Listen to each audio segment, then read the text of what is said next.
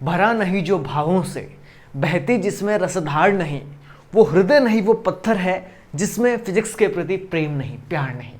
मेरे सभी प्यारे साथियों को मेरा घना घना नमस्कार। आप सभी को जैसे कि पता है कि हम लोग क्लास 11th की पूरी फिजिक्स को लेकर चलने वाले हैं फ्री के अंदर कंप्लीट ऑनलाइन कोर्स, वही कोर्स जो मैं ऑफलाइन पढ़ाया करता हूं बच्चों को। कंप्लीट हर एक चीज़ आपको मैं ऑनलाइन देखो देने जा रहा हूं। अब मैं हर वीडियो के अंदर बार बार ये बातें देखो रिवाइज नहीं करूंगा, इस वीडियो के अंदर आपको और बता देता हूँ। देखो मैं जो भी ऑफलाइन पढ़ाता हूँ तो वो जो नोट्स वहाँ पर लिखाता हूँ वो सारे के सारे जो नोट्स है वो भी आपको PDF के फॉर्म में अवेलेबल करवाए जाएंगे। कहाँ पर? इस वीडियो के डिस्क्रिप्शन बॉक्स के अंदर आप यदि जाएंगे तो आपको वहां पर मेरे टेलीग्राम चैनल का एक लिंक दिखाई देगा। इंस्टा गुरुजी नाम से मेरा टेलीग्राम चैनल है, जो इस यूट्यूब चैनल का नाम है सेम इसी नाम से मेरा टेलीग्राम चैनल भी है। आप टेलीग्राम ऐप में जाके सर्च करोगे ना इंस्टा गुरुजी तो भी आपको वहां मिल जाएगा।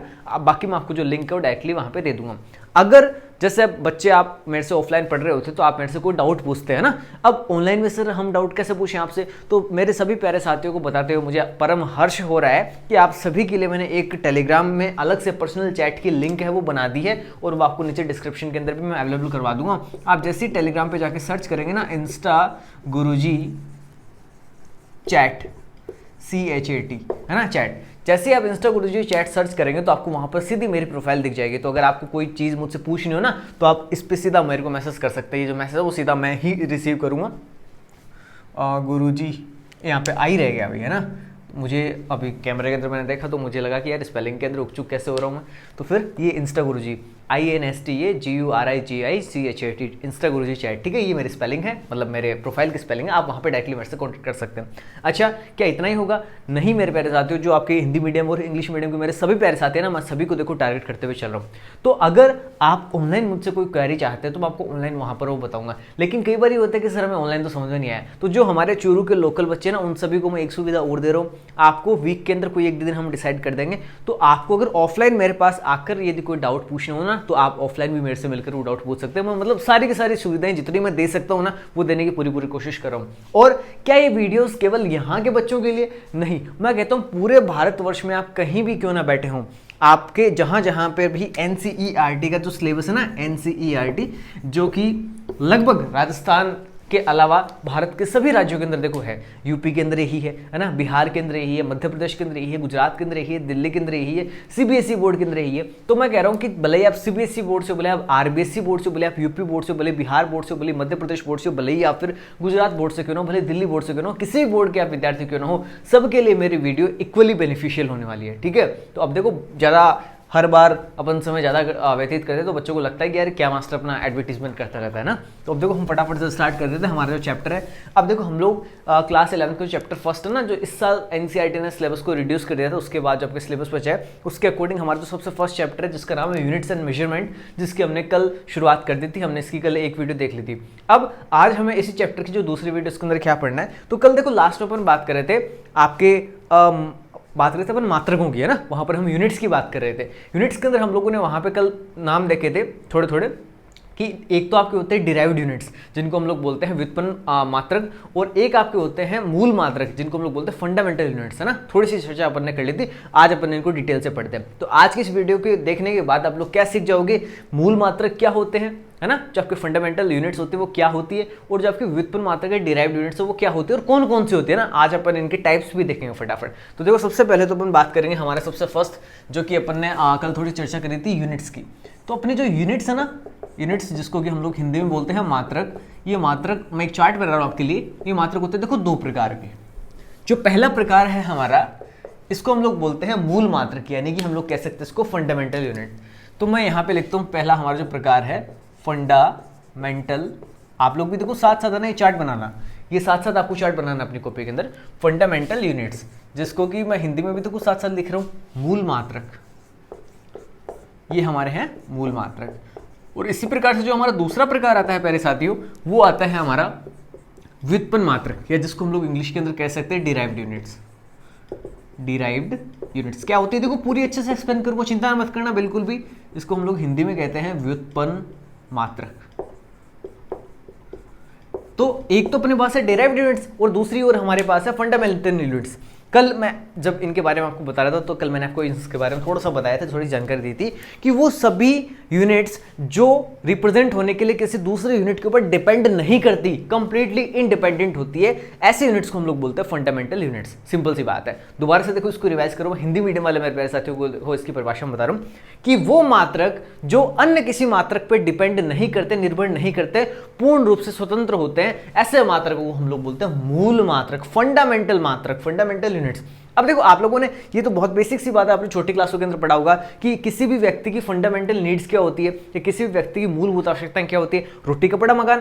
भाई अगर रोटी कपड़ा मकान ही उसको नहीं मिल रहा तो फिर भले आप उसको सोने का कटोरा क्यों ना ला के दे दो, है ना, उसमें कोई आना जाना ही नहीं है। रोटी कपड़ा मकान वो है किसी भी व्यक्ति की फंडामेंटल नीड्स है, मूलभूत आवश्यकताएं। तो ये मूलभूत आवश्यकताएं वो आवश्यकताएं हैं, या अपन तो यहाँ पे यूनिट्स की बात करें ना, अपन को रोटी कपड़ा मकान की यहाँ पर बात नहीं करनी है, अपनी फिजिक्स है। तो वो यूनिट्स जो खुद को रिप्रेजेंट करने के लिए किसी दूसरे यूनिट के ऊपर डिपेंड नहीं करती, उनको हम लोग क्या बोलते हैं, फंडामेंटल यूनिट्स कहते हैं।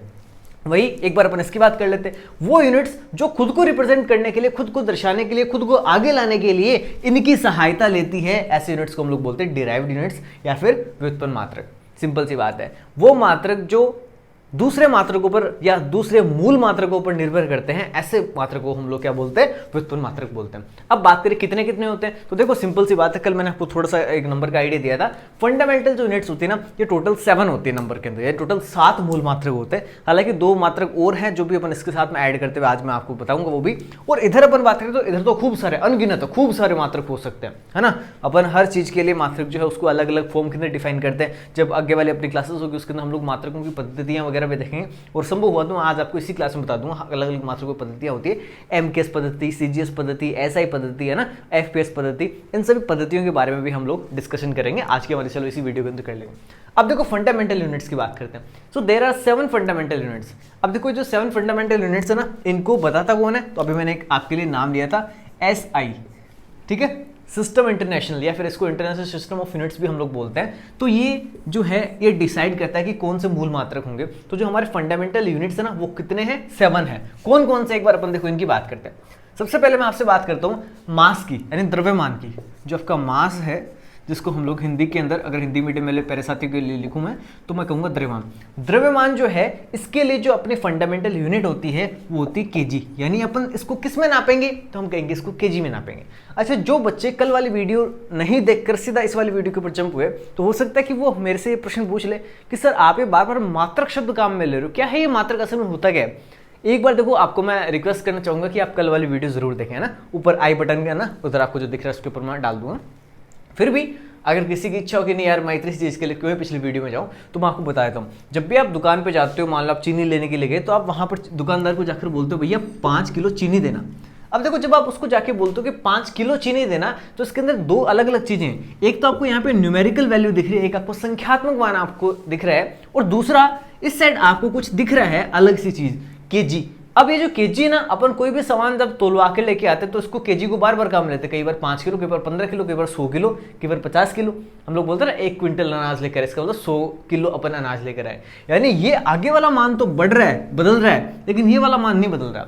सेम यही बात है। मात्रक जो होता है ना, मात्रक वो क्या, एक निश्चित न्यूनतम, अब न्यूनतम नहीं कहते, एक निश्चित हम लोग कहते हैं मात्रा होती है, जिससे तुलना करके अपन दूसरी मापतोल वाले एक्टिविटी कर सकते हैं। कैसे, जैसे हमने डिफाइन कर दिया कि भाई 1000 ग्राम के अंदर 1 किलोग्राम होंगे। अब मैं 5 किलो चीनी लेकर आया, इसका मतलब क्या है कि 1 किलो चीनी की 5 गुना ज्यादा वजन वाली चीज में लेकर आया, चीनी में लेकर आया, तो उसका 5 किलो सिंपली मीनिंग क्या हो गया कि मेरे पास 1 किलो एक मानक क्वांटिटी, मानक भौतिक राशि थी, जिससे मैं अगर तुलना करता हूं तो उसका 5 गुना वजन की मैं चीज या चीनी लेकर आया हूं। तो इसको पूरे प्रोसेस को हम लोग बोलते हैं भौतिक राशि को रिप्रेजेंट करना। अब यहां पर ये जो आप देख रहे हो ना किलो, जिसको हमने प्री डिफाइन कर रखा है, जिसको हमने पहले से निर्धारित कर रखा है, इस भौतिक राशि को हम लोग क्या बोलते हैं, मात्रक बोलते हैं। ठीक है, तो भौतिक राशियों के अंदर 2 चीजें होगी, एक तो परिमाणात्मक होगी और दूसरा इसका मात्रात्मक, या अपन कह सकते हैं इसका मात्रक है। अब इसी चीज से डिसाइड होती है बाकी चीजें। तो ये जो आपको मात्रक यहाँ पे दिखाई दे रहा है ना, ये हमारे मूल मात्रक की श्रेणी में आता है। हमारे पास टोटल एसआई द्वारा निर्धारित किए गए 7 मूल मात्रक है, जिसके अंदर जो पहला मूल मात्रक है वो है द्रव्यमान। यानी द्रव्यमान को हम लोग किस में नापेंगे, तो मैं कहूंगा उसको किलोग्राम में नापेंगे। तो किलोग्राम क्या है, इसकी द्रव्यमान की एसआई यूनिट है। अब हम लोग आगे बढ़ते हैं। द्रव्यमान के बाद मैं बात करता हूँ आपसे लंबाई की, जो अपनी लेंथ है ना, उसकी अपन बात करते हैं। मैं इंग्लिश में भी इसको देखो लिख देता हूँ, लेंथ को हम लोग देखो हमेशा नापेंगे मीटर के अंदर। ऐसे यूनिट की अगर अपन बात करें तो लेंथ को हम लोग मीटर में नापेंगे, और ये क्या है, मूल मात्रक है ना। जब भी अपन लेंथ को नापते हैं तो लेंथ क्या है, एक अपने पास मूल मात्रक होता है। फिर देखो हम आगे बात करते हैं लंबाई के बाद मैं बात करता हूँ समय की। जो आपका टाइम है ना, अपन टाइम को किस में मेजर करते हैं, तो बड़ी सिंपल सी बात है, टाइम को हम लोग सेकंड में मेजर करेंगे। ये ध्यान रखना, जब अपन अलग अलग मात्रा की पद्धतियां पढ़ेंगे ना अलग अलग सारी, तो उसके अंदर भी हम लोग देखेंगे कि एफपीएस पद्धति हो, चाहे सीजीएस पद्धति हो, चाहे एमकेएस पद्धति हो, चाहे एसआई पद्धति हो, टाइम को तो हमेशा हम लोग सेकंड के अंदर ही नापेंगे। तो सेकंड क्या है, मूल मात्रक है, फंडामेंटल यूनिट है टाइम की। फिर मैं आपसे यदि बात करूं टेम्परेचर की, इसको थर्मोडायनेमिक टेम्परेचर भी हम लोग लिख सकते हैं, बट यहाँ पे मैं टेम्परेचर लिख रहा हूँ, ठीक है, शॉर्ट में लिख रहा हूँ तापमान। तो जो तापमान है ना, इसकी जो यूनिट होती है तापमान की का जो मात्रक होता है, और कौन सा मात्रक, मूल मात्रक, इसकी अपन ऐसे यूनिट की बात करें तो वो होता है केल्विन। ध्यान रखना, अपन डिग्री सेल्सियस में भी नापते हैं, और कई बार डॉक्टर के पास जाते हैं तो डॉक्टर्स को फ़ारेनहाइट में भी नापता है, कई जगह इसको रूमर में भी नापते हैं, है ना, तो रैंकाइन में भी नापा जाता है। अलग अलग जगह पे इसका यूज अलग अलग होता है। लेकिन अगर आपसे कोई पूछे इसका मूल मात्रक, fundamental unit of thermodynamic temperature क्या है, तो वो अपन क्या बताएंगे, इसको केल्विन ही बताएंगे। इसको कैपिटल के से रिप्रेजेंट करना है। फिर अपन बात करते हैं आगे टेम्परेचर के बाद, जैसे ये हो गया आपके, फिर अपन एक बात कर लेते हैं पदार्थ की मात्रा, है ना। पदार्थ की मात्रा को हम लोग बोलते हैं अमाउंट ऑफ मैटर। जो भी आपके पास मैटर उसकी अमाउंट कितनी है, तो हमेशा ध्यान रखना जो पदार्थ की मात्रा है ना, उसको मैं यहाँ पे अमाउंट ऑफ मैटर लिख सकते हैं, यहाँ पे अमाउंट ऑफ मैटर ना, आप लोग समझ आ रहा, ये हम लोग नापते हैं मोल के अंदर। यानी जो भी अपने पदार्थ की मात्रा होगी ना, उस पदार्थ की मात्रा को हम लोग मोल के अंदर नापेंगे।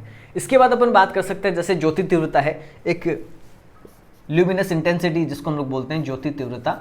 मैं यहाँ पे लिखना चाहूँगा इसको ज्योति तीव्रता, या ल्यूमिनस इंटेंसिटी भी इसको हम लोग बोलते हैं, ल्यूमिनस इंटेंसिटी। इसको हम लोग नापते हैं कैंडेला के अंदर, इसको सीडी से रिप्रेजेंट करेंगे हम लोग, ठीक है। तो हमने इसकी बात कर ली।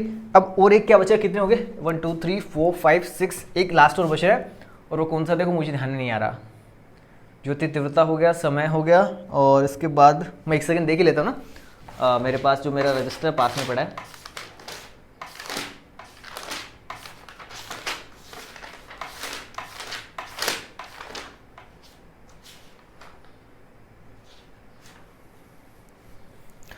और फिर जो लास्ट अपने जो कैंडेला, जो लास्ट अपने पास आता है वो आता है विद्युत धारा, इलेक्ट्रिक करंट, जो अपने क्लास 10th के अंदर पढ़ रखा है ना, इलेक्ट्रिक करंट। इलेक्ट्रिक करंट की जो ऐसा यूनिट होती है, या फिर हम कह सकते हैं फंडामेंटल यूनिट होती है, वो होती है एम्पियर। तो देखो ये है अपने पास कुल मूल मात्रक, जो 7 मूल मात्रक है। 7 मूल मात्रकों के अंदर देखो दोबारा से रिवाइज कराता हूँ। यदि हमें किसी द्रव्यमान को तोलना है तो उसको हम लोग किलोग्राम के अंदर तोलते हैं। यदि हमें लंबाई को नापना है तो लंबाई को हमेशा हम लोग मीटर के अंदर नापेंगे, ठीक है। ध्यान रखना ऐसा यूनिट इसकी मीटर होगी, फंडामेंटल यूनिट इसकी मीटर है। फिर मैं यदि आपसे बात करूँ जो टेम्परेचर, जो अपना टाइम है, टाइम को हम लोग हमेशा सेकंड के अंदर मेजर करेंगे। टाइम के बाद यदि मैं बात करूँ टेम्परेचर की, तो टेम्परेचर को भी हम लोग केल्विन के अंदर मेजर करेंगे। ध्यान रखना केल्विन भी है अपने पास डिग्री सेंटीग्रेड भी अपने पास, फ़ारेनहाइट भी अपने पास, रूमर भी है, रैंकाइन भी है। लेकिन अगर अपन ऐसा यूनिट को देखेंगे तो वो टेम्परेचर के लिए आएगी हमारी केल्विन। फिर मैं बात करूँ किसी पदार्थ की मात्रा को, पदार्थ की मात्रा को हमेशा हम लोग मोल के अंदर डिफाइन करते हैं, ठीक है। अब जो मोल में डिफाइन करते हैं तो वहाँ पे अपन को ये देखना पड़ता है कि अपन परमाणु की बात करें, कि अणुओं की बात करें, कि आयनों की बात करें ना, ये इन चीज़ों पे थोड़ा सा वेरिएशन आता है, वेरी करता है, तो वहाँ पर हम लोग देखते हैं। लेकिन फिलहाल तो आपको पता होना चाहिए कि मूल मात्रक कौन कौन से हैं। फिर मैं बात करूँ आपसे ज्योति तीव्रता की, जो ल्यूमिनस इंटेंसिटी होती है, जैसे मैंने अभी मान लो यहाँ पे मेरे चारों तरफ लाइटें लगा रखी है, तो लाइटें जो है वो कितनी तीव्रता का प्रकाश उत्सर्जित कर रही है, इसको हम लोग नापते हैं ल्यूमिनेसेंस के अंदर। अगर आप देखो अपनी जो ट्यूबलाइट वगैरह लेकर आते हो तो उसके ऊपर लिखा हुआ भी होता है कितने ल्यूमेन की वो ट्यूबलाइट है, तो आप वहाँ पे इसको देख भी सकते हो। उसके बाद देखो मैं बात करूँ आपसे लास्ट हमने पास है विद्युत धारा, यानी जो इलेक्ट्रिक करंट है, इसको हम लोग नापते हैं एम्पियर के अंदर। ये तो देखो आप लोग क्लास 10 के अंदर पढ़ चुके हो, एम्पियर जो उसका मात्रक होता है। तो ये तो अपने पास है कुल मूल मात्रक, 7 मूल मात्रक है। अब इनके अलावा 2 अन्य मात्रकों को भी हम लोग मूल मात्रकों की श्रेणी में रख सकते हैं। कौन कौन से, एक तो अपने पास रेडियन और दूसरा होता है स्टेरेडियन। अब ये क्या है, एक तो आपने सुना होगा ठोस कोण, सॉलिड एंगल, और एक होता है घन कोण, घन कोण, क्यूब एंगल, क्यूबॉइड एंगल, जो भी होता है। देखो उसके लिए हम लोग यहाँ पे 2 मात्रक काम लेते हैं अलग से। एक तो आपकी रेडियन, जिसको कि RAD से हम लोग लिख सकते हैं, और दूसरा होता है स्टेरेडियन, जिसको हम लोग SR से लिखते हैं। तो 2 अन्य मात्रक भी है जिनको हम लोग मूल मात्रकों की श्रेणी के अंदर रख सकते हैं, सिंपल सी बात है। अब सर ये तो हमने बातें कल थोड़ी बहुत कर ली थी, क्या व्युत्पन्न मात्रक अलग होते हैं? डेफिनेटली अलग होते हैं। अभी थोड़ी देर पहले जब अपन ने व्युत्पन्न मात्रकों की बात करी थी तो मैंने आपको बताया था कि वो मात्रक जो कि खुद को दर्शाने के लिए, खुद को रिप्रेजेंट करने के लिए आपके मूल मात्रकों पर निर्भर करते हैं, ऐसे मात्रकों को हम लोग बोलते हैं क्या? व्युत्पन्न मात्रक। अब व्युत्पन्न मात्रक है, देखो नाम से पता चला व्युत्पन्न होंगे। अब कैसे व्युत्पन्न होंगे? व्युत्पन्न होने का मतलब क्या? उत्पन्न होंगे। किससे उत्पन्न होंगे? इनका प्रयोग करते हुए उत्पन्न होंगे। अब इनके कुछ एग्जांपल्स भी बता दो सर, ताकि हमारे थोड़े और अच्छे से क्लियर हो जाए। बिल्कुल, भी बताने के लिए तो मैं बैठा हूं। देखो जैसे अपन बात करते हैं यहाँ पे लंबाई की, तो अगर आप लोगों से मैं पूछूं क्षेत्रफल के बारे में पूछूं, मान लो मैं यहाँ पे आपसे पूछता हूँ एरिया के बारे में, एरिया जिसको कि हम लोग हिंदी में बोलते हैं क्षेत्रफल।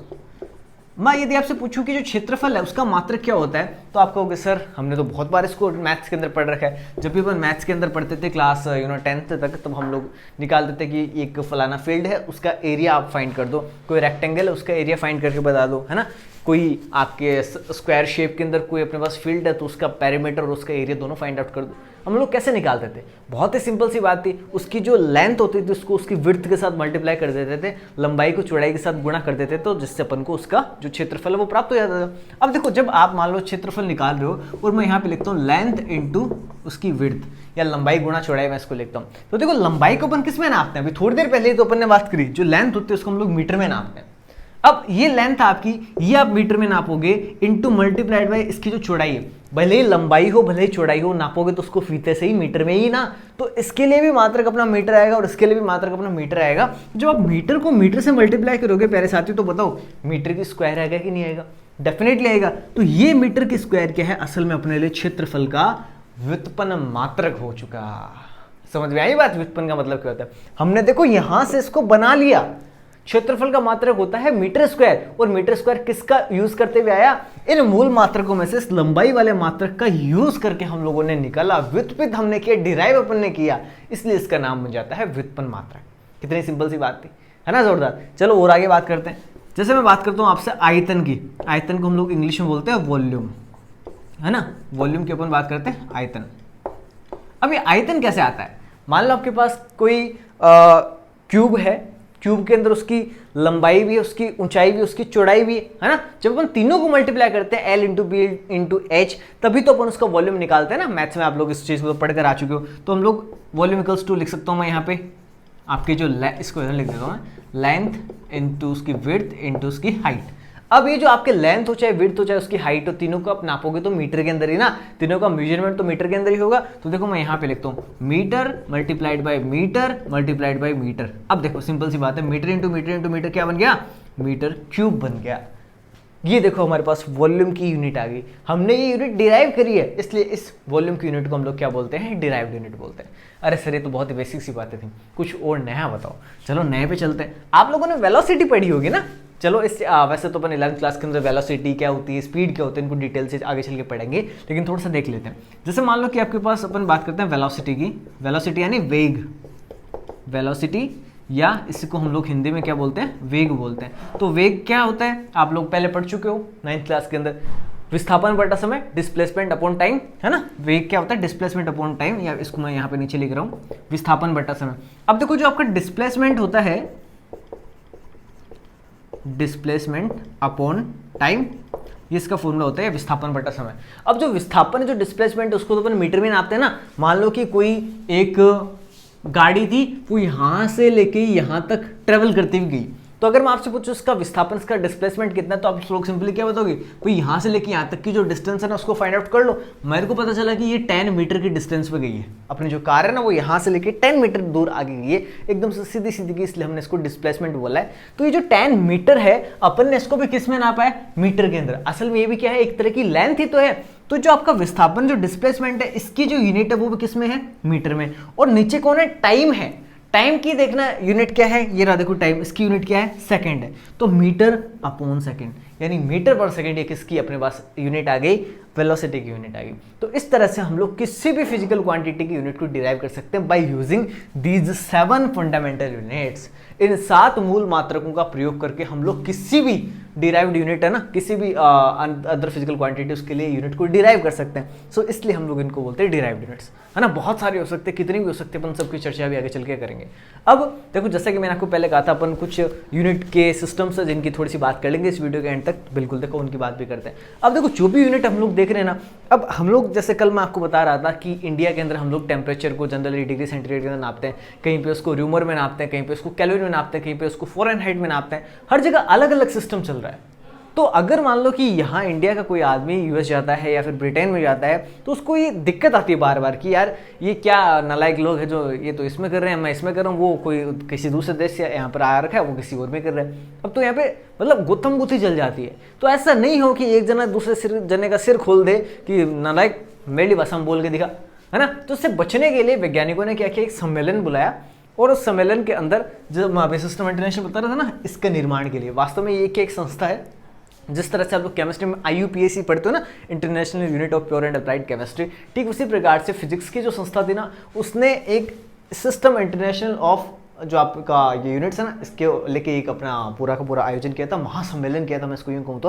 और 2018 के अंदर फिर से देखो इसकी समिट हुई थी, फिर से इसकी मीटिंग हुई थी 2018 के अंदर। कुछ इसके अंदर चेंजेस भी किए गए थे और टाइमली चेंजेस होते रहते हैं, और टाइमली चेंजेस होते रहना ज़रूरी भी है। अपन जब आगे पढ़ेंगे तो मैं आपको बताऊंगा भी कि क्यों चेंजेस ज़रूरी होते हैं, थोड़ा बहुत आमूल-चूल परिवर्तन इनके अंदर करते हैं। तो जो सिस्टम इंटरनेशनल है ना, इसने ये जो 7 मूल बात तक तो बताए हैं, इसके अलावा क्या किया कि ये जो अलग अलग जगह पे अलग अलग पद्धतियां चल रही थी ना, तो इन अलग अलग पद्धतियों को हटाकर तो नहीं कहूँगा, लेकिन इन अलग अलग पद्धतियों से कुछ निचोड़े निकालकर एक ऐसी पद्धति बनाई है, एक ऐसा सिस्टम इंटरनेशनल बनाया है, इंटरनेशनल सिस्टम बनाया है जो पूरे इंटरनेशनली हर जगह पे एक सा वैलिड होगा, इक्वली वैलिड होगा। यानी इस सिस्टम के अंदर आप भले इंडिया में बात करो, भले आप अफ्रीका के अंदर चले जाओ, भले आप अमेरिका के अंदर चलो, भले आप ब्रिटेन के अंदर चले जाओ, हर जगह आपको एक जैसा यूनिट सिस्टम मिलेगा। तो इसके लिए प्रयास किया गया। तो अपन बात करते हैं कि यार ये अलग अलग सिस्टम कौन कौन से थे, पहले तो वो देख के उसके बाद अपन ऐसा ही तो देखो देख चुके। ऐसा सिस्टम तो मैंने आपको बता दिया, ये सारे के सारे ऐसे यूनिट्स है। अब जो अलग अलग सिस्टम्स थे वो कौन कौन से थे, तो उनको हम देखो थोड़ा सा चर्चा के अंदर ले लेते हैं, क्योंकि छोटा सा टॉपिक है, इसको एक अलग वीडियो के लिए रिजर्व में नहीं रखना चाहता। छोटे छोटे टॉपिक्स जो है वो साथ साथ होते रहने चाहिए। अब देखो अपन कहते हैं कि अपने पास मोटा मोटी 3 ही अलग अलग सिस्टम थे।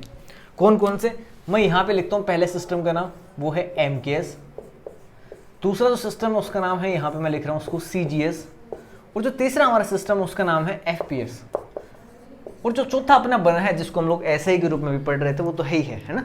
अपन मोटा मोटी एक बार 3 की बात करते हैं। देखो ये जो सिस्टम है ना, इसके अंदर हम लोग कहते हैं कि जो आपके लेंथ है, एक तो आपकी लेंथ, एक आपका मास और एक आपका टाइम, 3 चीजें कौन कौन सी, देखो मैं दोबारा से यहाँ पे लिखता हूँ। एक तो लेंथ, एक आपका है मास और एक आपके लिए है टाइम। इन तीनों के आधार के ऊपर अपने यूनिट्स असल में डिफाइन करिए। ऐसी यूनिट सिस्टम या ऐसा यूनिट सिस्टम जिसके अंदर आप लेंथ को तो नापो मीटर के अंदर, जिसके अंदर आप मास को नापो किलो के अंदर, और जिसके अंदर आप टाइम को नापो सेकंड के अंदर, इस यूनिट सिस्टम को हम लोग बोलते हैं MKS यूनिट सिस्टम। सिंपल सी बात, इतनी सी बात है इसमें सच में। MKS यूनिट सिस्टम के अंदर क्या होता है, जो आपकी लेंथ उसको मीटर में, जो आपका मास उसको किलो में, और जो आपके टाइम है उसको सेकंड में नापते हैं। अगर यही जो नापने का तरीका मैं कुछ इस प्रकार से कर दूं कि जो लेंथ है उसको तो मैं नापूं सेंटीमीटर के अंदर, जो आपके मास है उसको मैं नापूं ग्राम के अंदर, और जो टाइम है आपको उसको मैं नापूं यदि सेकंड के अंदर, तो यही आपका जो सिस्टम है वो बन जाएगा क्या, CGS सिस्टम। सिंपल सी बात। फिर यदि मैं आपसे कहूं कि यदि मैं लेंथ को तो नापूं फुट के अंदर, अपन जो फुट पढ़ते हैं ना, जो सिंगुलर होता है फुट और फीट हो जाता है जब अपन प्लूरल लेते हैं, 1 फुट से ज़्यादा होता है तो उसको अपन फीट प्रोनाउंस कर देते हैं। तो फुट, पाउंड और सेकंड। पाउंड क्या वजन है, एक तो होता है पौंड, एक है पाउंड, ठीक है। तो यहाँ पे देखो फुट, पाउंड और सेकंड, इस फॉर्म के अंदर अगर अपन किसी भी भौतिक राशि को नापे तोला करिए अगर उसकी करें तो वो FPS सिस्टम होता है। तो ये मोटा मोटे 3 अपने पास यूनिट सिस्टम है जो कि अलग अलग जगह पे स्थानीय स्तर पे थे, लेकिन इन सबको कंबाइन करके अपन ने एक सिस्टम इंटरनेशनल यानी ऐसा ही सिस्टम बना दिया जो कि पूरे हमारे विश्व के अंदर एक जैसा चलता है, ताकि अपन को कहीं पर भी पूरे विश्व के अंदर चले जाए अपन को किसी प्रकार की कोई दिक्कत का सामना नहीं करना पड़े। तो मेरे प्यारे साथियों, उम्मीद करता हूँ कि ये जो वीडियो आप लोगों के लिए मैंने आज बनाई है डेफिनेटली आप लोगों के लिए बेनिफिशियल होगी, और आगामी दिनों के अंदर आपका जो जब प्यार बहुत ज़्यादा बढ़ेगा तो ये वीडियो और अच्छी गुणवत्ता के साथ मैं आपको प्रदान करने की कोशिश करूंगा। एक खास जानकारी मैं आपको देखो फिर से देना चाहूँगा, क्लास 9 से लेकर 12 तक की मैं जो साइंस और 11-12 की जो फिजिक्स है ना उसको लेकर चल रहा हूँ। कल से क्लास 12 की जो हमारी फिजिक्स है ना उसकी वीडियोज़ भी आपको मिलने लग जाएगी, है ना। तो ये जो टाइम है अपना 6 से 7 के बीच में, इस दौरान तो आपकी क्लास 11 की वीडियो आती है। कोशिश करूँगा कि क्लास 12 की वीडियो वो या तो 5 से 6 वाले टाइम ड्यूरेशन के बीच में है, या फिर आपके 7 से 8 वाले टाइम ड्यूरेशन के बीच में है, लेकिन आनी स्टार्ट हो जाएगी। और बहुत ही जल्दी फिर 9th और 10th की वीडियो भी लाने स्टार्ट कर दूंगा। अब देखो थोड़ा सा मेरा शेड्यूल हेक्टिक चल रहा है आजकल, बिजी चल रहा है, तो हो सकता है कि आपको एक दिन छोड़ के एक दिन क्लासेस मिले, जैसे एक दिन 11th की, एक दिन 12th की, और अल्टरनेटिवली एक दिन 10th की, एक दिन 9th की, है ना। इस तरह से मैं क्लासेस हो सकता है इन फ्यूचर कर दूँ, लेकिन एक बार कोशिश करते हैं कि अगर डेली चले, रेगुलर चले तो बढ़िया रहेगा। लेकिन इसके लिए आप सभी का जो प्यार और सपोर्ट है ना वो ज़्यादा जरूरी है, क्योंकि बिना आप लोगों के प्यार और सपोर्ट के लिए कुछ भी पॉसिबल नहीं होगा। ठीक है, thank you so much, thanks a lot. आज की इस वीडियो के लिए फिलहाल इतना ही।